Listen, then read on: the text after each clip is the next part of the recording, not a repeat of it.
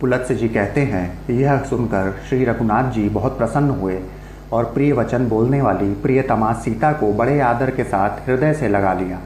तत्पश्चात श्री राम और लक्ष्मण दोनों वीरों ने भोजन किया। उनके बाद जानकी जी ने स्वयं भी भोजन किया। इस प्रकार दोनों भाई श्री राम और लक्ष्मण तथा सीता ने वह रात वहीं बिताई। दूसरे दिन सूर्योदय होने पर सबने जाने का निश्चय किया। श्री रामचंद्र जी पश्चिम की ओर चले और एक कोस चलकर ज्येष्ठ पुष्कर के पास जा पहुँचे। श्री रघुनाथ जी ज्यों ही जाकर पुष्कर के पूर्व में खड़े हुए, त्यों ही उन्हें देख देवदूत के कहे हुए ये वचन सुनाई दिए, रघुनंदन आपका कल्याण हो। यह तीर्थ अत्यंत दुर्लभ है। वीरवर, इस स्थान पर कुछ काल तक निवास कीजिए, क्योंकि आपको देवताओं का कार्य सिद्ध करना है, देव शत्रुओं का वध करना है। यह सुनकर श्री रामचंद्र जी के मन में बड़ी प्रसन्नता हुई। उन्होंने लक्ष्मण से कहा, सुमित्रानंदन, देवादिदेव ब्रह्मा जी ने हम लोगों पर अनुग्रह किया है, अतः मैं यहाँ आश्रम बनाकर 1 मास तक रहना तथा शरीर की शुद्धि करने वाले उत्तम व्रत का आचरण करना चाहता हूँ। लक्ष्मण ने बहुत अच्छा कहकर उनकी बात का अनुमोदन किया। तत्पश्चात वहाँ अपना व्रत पूर्ण करके वे दोनों भाई चले और पुष्कर क्षेत्र की सीमा मर्यादा पर्वत के पास जा पहुँचे। वहाँ देवताओं के स्वामी पिनाकधारी देव महादेव जी का स्थान था। वे वहाँ अजगंध के नाम से प्रसिद्ध थे। श्री रामचंद्र जी ने वहाँ जाकर त्रिनेत्रधारी भगवान उमानाथ का साष्टांग प्रणाम किया। उनके दर्शन से श्री रघुनाथ जी के श्री विग्रह में रोमांच हो आया। वे सात्विक भाव में स्थित हो गए। उन्होंने देवेश्वर भगवान श्री शिव को ही जगत का कारण समझा और विनम्र भाव से स्थित हो उनकी स्तुति करने लगे।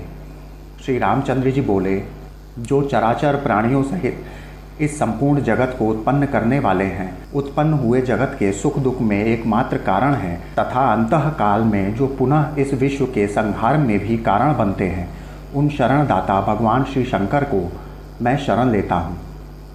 जिनके हृदय से मोह, तमोगुण और रजोगुण दूर हो गए हैं, भक्ति के प्रभाव से जिनका चित्त भगवान के ध्यान में लीन हो रहा है, जिनकी संपूर्ण कामनाएं निवृत्त हो चुकी हैं और जिनकी बुद्धि स्थिर हो गई है, ऐसे योगी पुरुष अपरिमेय दिव्य भाव से संपन्न, जिन भगवान शिव का निरंतर ध्यान करते रहते हैं, उन शरणदाता श्री भगवान शंकर की मैं शरण लेता हूँ। जो सुंदर किरणों से युक्त निर्मल चंद्रमा की कला को जटाजूट में बांधकर अपनी प्रियतमा गंगा जी को मस्तक पर धारण करते हैं, जिन्होंने गिरिराज कुमारी उमा को अपना आधा शरीर दे दिया है, उन शरणदाता भगवान श्री शंकर की मैं शरण लेता हूँ। आकाश से गिरती हुई गंगा जी को, जो स्वच्छ सुंदर एवं चंचल जल राशि से युक्त तथा ऊंची ऊंची लहरों से उल्लासित होने के कारण भयंकर जान पड़ती थी, जिन्होंने हिलते हुए फूलों से सुशोभित माला की भांति सहसा अपने मस्तक पर धारण कर लिया, उन शरणदाता भगवान श्री शंकर की मैं शरण लेता हूँ।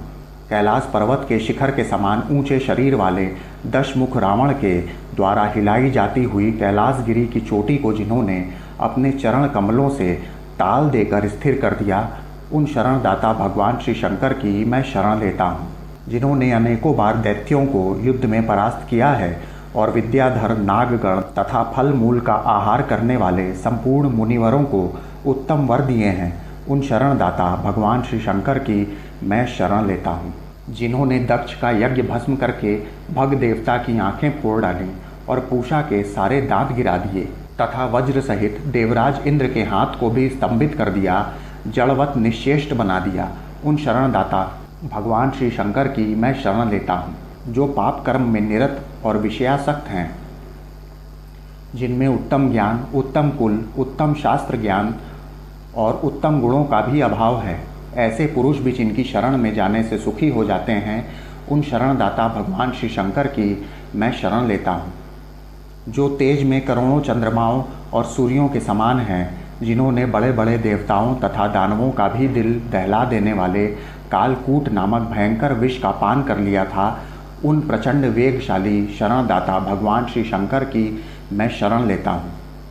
जिन भगवान महेश्वर ने कार्तिकेय के सहित ब्रह्मा, इंद्र, रुद्र तथा मरुदगणों को अनेकों बार वर दिए हैं तथा नंदी का मृत्यु के मुख से उद्धार किया, उन शरणदाता श्री भगवान शंकर की मैं शरण लेता हूँ। जो दूसरों के लिए मन से भी अगम्य हैं, महर्षि भृगु ने हिमालय पर्वत के निकुंज में होम का धुआं पीकर कठोर तपस्या के द्वारा जिनकी आराधना की थी तथा जिन महात्मा ने भृगु को संजीवनी विद्या प्रदान की, उन शरणदाता भगवान श्री शंकर की मैं शरण लेता हूँ।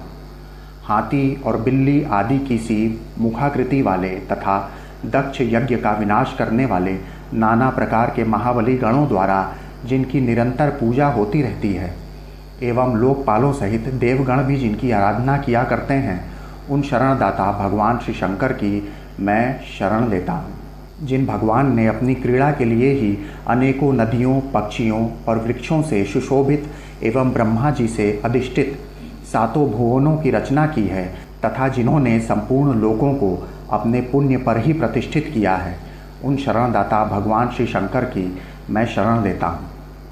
यह संपूर्ण विश्व सदा ही जिनकी आज्ञा के अधीन है, यह संपूर्ण विश्व सदा ही जिनकी आज्ञा के अधीन है, जो जल, अग्नि, जजमान, सूर्य, चंद्रमा, आकाश, वायु और प्रकृति इन 8 विग्रहों से समस्त लोकों का उपभोग करते हैं तथा जो बड़े से बड़े कारण तत्वों के भी महाकारण हैं, उन शरणदाता भगवान श्री शंकर की मैं शरण लेता हूँ। जो अपने श्री विग्रह को हिम और भस्म से विभूषित करके शंख, चंद्रमा और कुंद के समान श्वेत वर्ण वाले वृषभ श्रेष्ठ नंदी पर सवार होकर गिरिराज किशोरी उमा के साथ आकाश में विचरते हैं, उन शरणदाता भगवान श्री शंकर की मैं शरण लेता हूँ। यमराज की आज्ञा के पालन में लगे रहने पर भी जिन्हें वे भयंकर यमदूत पकड़ कर लिए जा रहे थे तथा जो भक्ति से नम्र होकर स्तुति कर रहे थे, उन शांत मुनि को जिन्होंने बलपूर्वक यमदूतों से रक्षा की, उन शरणदाता भगवान श्री शंकर की मैं शरण लेता हूँ। जिन्होंने समस्त देवताओं के सामने ही ब्रह्मा जी के उस 5वें मस्तक को, जो नवीन कमल के समान शोभा पा रहा था, अपने बाएं हाथ के नख से बलपूर्वक काट डाला था, उन शरणदाता भगवान श्री शंकर की मैं शरण लेता हूँ। जिन वरदायक भगवान के चरणों में भक्तिपूर्वक प्रणाम करके तथा आलस्य रहित निर्मल वाणी के द्वारा जिनकी स्तुति करके सूर्य देव अपनी उद्दीप्त किरणों से जगत का अंधकार दूर करते हैं, उन शरणदाता भगवान श्री शंकर की मैं शरण लेता हूँ। देवश्रेष्ठ, जो मलिन हृदय, मूढ़ पुरुष ऐश्वर्य, मान प्रतिष्ठा तथा वेद विद्या के अभिमान के कारण आपको इस चराचर जगत का गुरु नहीं जानते, वे मृत्यु के पश्चात नरक की यातना भोगते हैं। पुलत्स्य जी कहते हैं, श्री रघुनाथ जी के इस प्रकार स्तुति करने पर हाथ में त्रिशूल धारण करने वाले वृषभध्वज भगवान श्री शंकर ने संतुष्ट हो हर्ष में भर कर कहा, रघुनंदन, आपका कल्याण हो। मैं आपके ऊपर बहुत संतुष्ट हूँ।